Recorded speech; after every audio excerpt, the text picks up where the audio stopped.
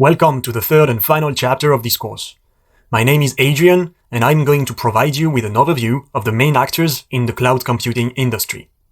Before we dive in, let's get on the same page regarding what you should and should not expect from this chapter. This chapter will provide you with an overview of the main cloud providers, their market position, their respective main services, their strengths, and some of their customers. We will also present a case study for the major providers. However, you should take all of this with a grain of salt. Markets move, products are deprecated, renamed or replaced, customers churn, so the reality at the time I'm recording this video might be slightly different from the one at the time you're watching it. This chapter won't provide you with an exhaustive view of all the different providers or services. There are simply too many. We will focus on the main actors. We will name their individual file storage solutions when applicable because you may already be familiar with those, before moving on to their cloud storage, computing, and database services. We will also give quick examples of their data-focused services. Customers that are cited are likely to use several of the providers presented in a multi-cloud approach, depending on their products and needs. Additionally, some may have chosen another provider at the time you're watching this. We will be looking at the cloud infrastructure market numbers, which includes PaaS, IaaS, and private cloud, but excluding SaaS, cloud data centers, or other cloud services. The revenue numbers you see on this slide are for the whole year of 2019, but we will focus on Q4 of 2019. AWS stands for Amazon Web Services. With a 32.4% market share, $9.8 billion in revenue, and a 33.2% annual growth as of Q4 2019, AWS is currently the market leader. In terms of packaged applications for individual consumers, Amazon offers Amazon Drive for storing files and Amazon Photos. AWS offers Simple Storage Service, or S3, for file storage, Elastic Compute Cloud, or EC2, for computation, and Relational Database Service, or RDS, for databases. On the data front, some examples of the AWS offer include Redshift, Kinesis, and SageMaker. AWS launched in 2006, 2 years before Google Cloud and 4 years before Microsoft Azure. Being the first mover on the market provided them with a strong advantage, allowing them to develop a breadth of services. They offer more than 175 services in areas such as computing, storage, databases, analytics, networking, mobile, developer tools, management tools, IoT, security, and enterprise applications, analytics, machine learning, or robotics. Here are a few of AWS customers. One of the many clients of AWS is the personal financial startup NerdWallet. NerdWallet helps their customers make financial decisions using data science and machine learning to provide personalized financial recommendations. NerdWallet wanted to optimize deployment cost and time. It was taking too long to go from concept to launching into production. The faster models are deployed, the faster the engineering team can iterate and improve the products. NerdWallet was already using Amazon Elastic Compute Cloud and Amazon Elastic Container Service. They decided to add Amazon SageMaker, Amazon's cloud machine learning platform enabling building, training, and deploying models in one place. With SageMaker, NerdWallet could seamlessly integrate their AWS Elastic Compute instances to reduce development time and cost. Launching models now takes days instead of months, and data scientists can focus more on strategy and other projects. Training costs have also reduced by 75% because SageMaker uses on-demand instances rather than running one continuously. NerdWallet has fully modernized their data science engineering practices so they can remain competitive and continue innovating. You can find more examples of cloud in practice at AWS at the link below. Let's make sure you have a clear understanding of AWS services and position before moving on to Microsoft Azure.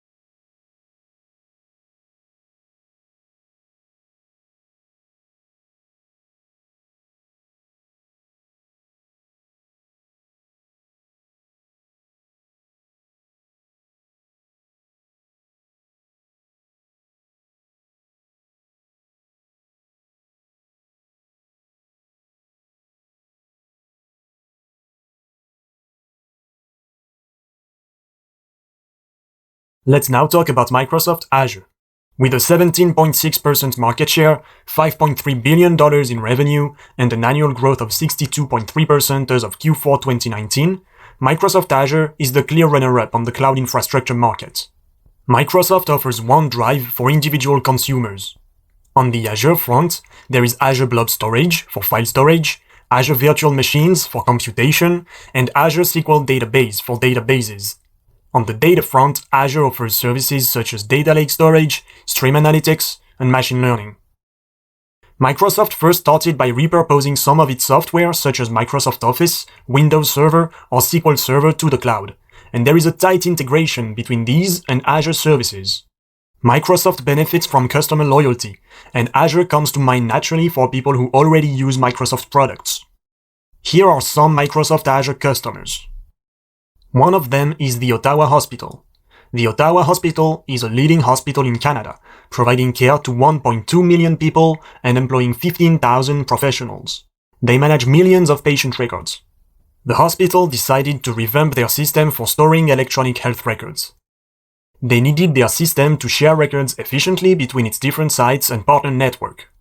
To do this, they found it was actually cheaper to host their data on premises, but they needed a disaster recovery site. Disaster recovery is a set of procedures and tools that allows continuation of businesses and services after a natural or human-induced disaster.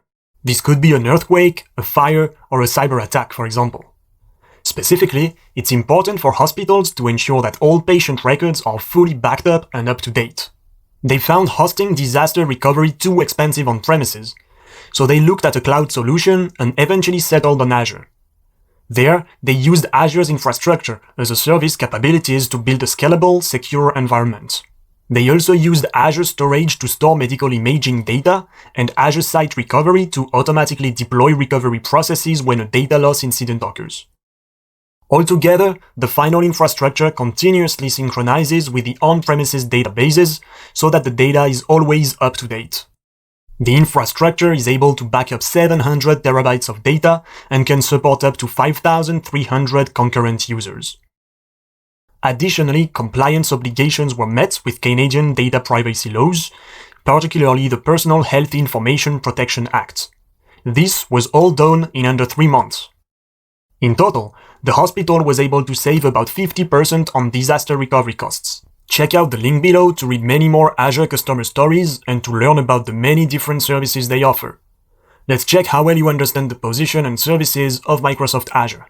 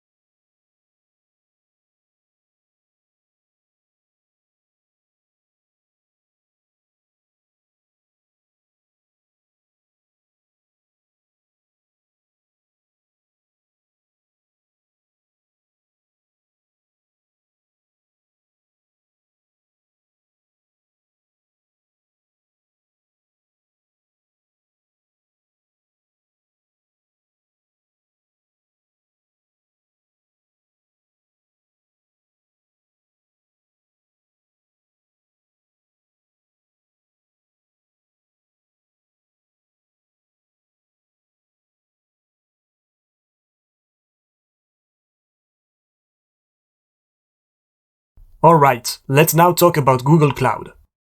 With $1.8 billion in revenue in Q4 2019, Google Cloud takes 6% of the market share and experiences an annual growth of 67.6%. For individuals, Google offers Google Drive and Google Photos.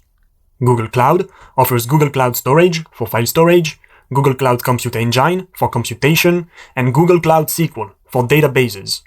On the data front, some examples of Google Cloud solutions include BigQuery, Dataflow, and AutoML.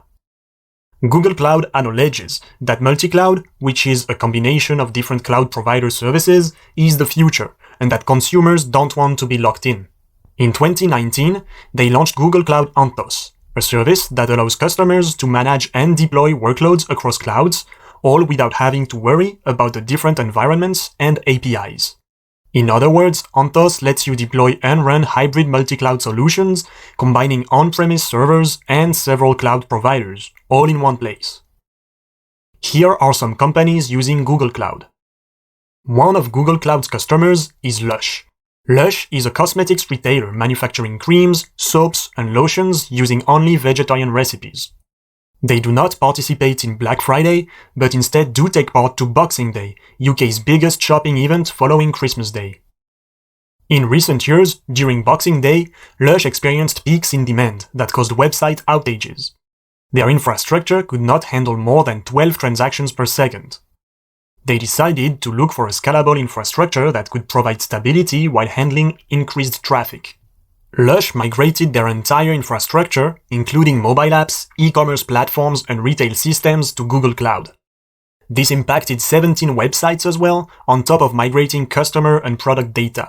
The move was done during December, their busiest month of the year. Using Google Cloud Compute Engine, they were able to rapidly test, modify, deploy, and get feedback while migrating services and meet the tight deadline. Their data now lives on Google Cloud SQL. After the migration, Lush survived Boxing Day without any outage, and also experienced a 40% reduction in its hosting costs. They then explored new possibilities offered by Google Cloud. Lush decided to reduce packaging, but packaging does convey useful information, such as the ingredients or instructions. So they deployed a customer-facing image recognition app to identify their products and provide relevant information. Okay, let's see how well you understand Google Cloud.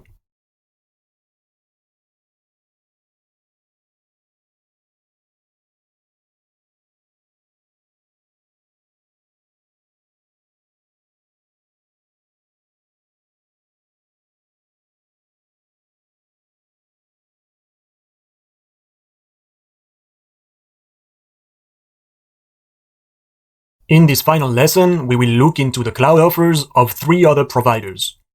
Let's start with Alibaba Cloud. In Q4 2019, they had a market share of 5.4%, with a revenue of $1.6 billion, a 71.1% growth compared to the previous year. Alibaba doesn't have a cloud service for personal file storage.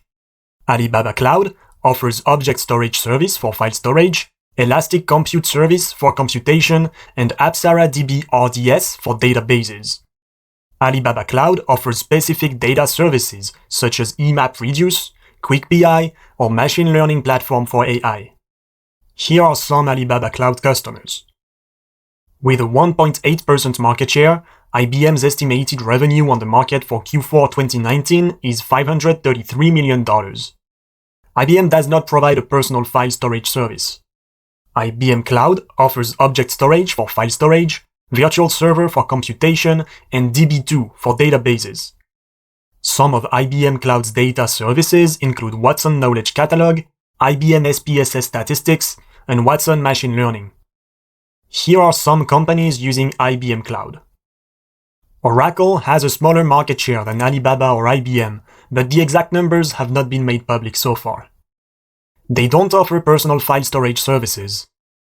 Oracle Cloud File Storage solution is object storage, its computation solution is virtual machines, and the database solution is MySQL Database Service. For data engineering, data analytics, or data science, Oracle Cloud offers services such as Autonomous Database, Analytics Cloud, and Machine Learning. Here are some Oracle Cloud customers. Do keep in mind that the cloud market is competitive. Things will move, companies will gain and lose market share, products will be released or removed. We only looked at the infrastructure market, PaaS and IaaS, because we wanted to focus on deploying your own applications to the cloud. Including the SaaS market in the analysis would tell a completely different story. Microsoft would be first, Salesforce and Adobe would make an entrance, and Oracle would be considered a major player. In the end, the best cloud provider is the one meeting your needs. To choose the one that is best suited for you, you can leverage your company's cloud specialist's knowledge and get in touch with cloud providers directly. You will need to consider your current infrastructure costs, the costs of running a data center, managing physical hardware and storage options, the cost of deprecating, migrating, or rebuilding your applications for the cloud, the cost of adding cloud specialists to your workforce, the benefits to your company and its customers, and the potential risks of moving to the cloud. In any case, cloud computing has a bright future. The global amount of data generated is not slowing down. 2.3 trillion gigabytes of data are created every day, and this data needs to be stored, processed, and managed. Artificial intelligence needs more and more computing resources. If smart cities are the future, the cloud will provide the underlying infrastructure as they develop. Last but not least, as developers want to quickly develop, test, and deploy applications, serverless architectures, where managing the server and allocating resources is handled by the cloud, are becoming increasingly popular. Alright, one last set of exercises before wrapping up.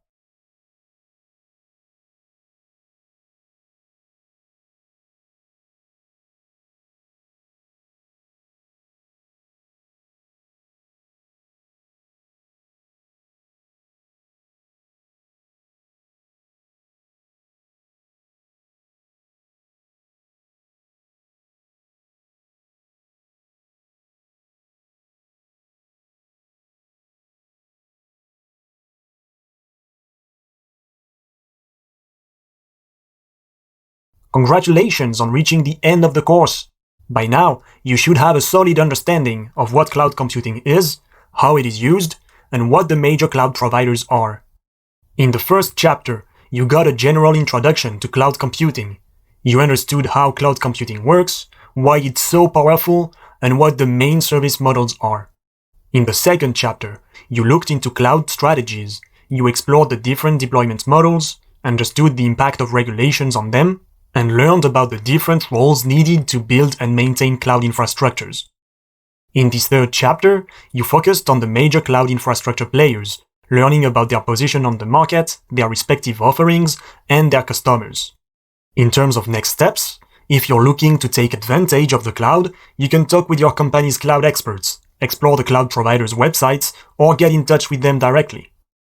If you want to learn more about managing your own applications on the cloud, we have some cloud-focused courses on Datacamp. Thank you for taking this course.